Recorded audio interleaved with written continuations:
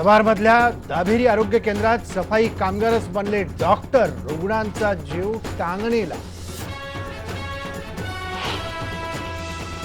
बदलापूरमध्ये builder अमर भाटी यांनी आत्महत्या केल्याचं तपासात उघड। सूरज परमार नंतर आणखी एका बिल्डरच्या आत्महत्येमुळे खळबळ।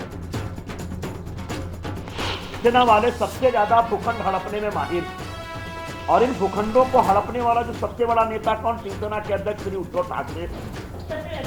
शिवसेनेत मोकळे भूखंड लुटणारा नेता म्हणजे उद्धव ठाकरे। काँग्रेसच्या संजय निरुपमांचा मैदान धोरणावरून शिवसेना पक्षप्रमुखांवर थेट आरोप।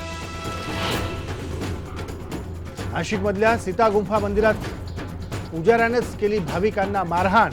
भांडण सोडवायला आलेल्या पोलीस उपनिरीक्षकालाही दिला चोप। रावसाहेब दानवे पुन्हा भाजपच्या प्रदेशाध्यक्षपदी। मुख्यमंत्री देवेंद्र फडणवीस आणि एकनाथ खडसेंच्या उपस्थितीत झाली घोषणा। मुंबईला पुन्हा अतिरेकी हल्ल्याचा धोका। 13 जानेवारीला मुंबईत 6 पॅराग्लायडर्स उतरल्याचा पवन हंस कंपनीचा दावा।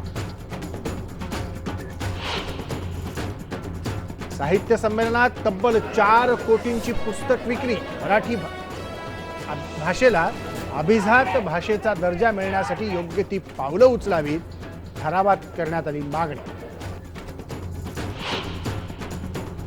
मुंबईतलं सिद्धिविनायक मंदिर 20 ते 24 जानेवारी दरम्यान राहणार बंद।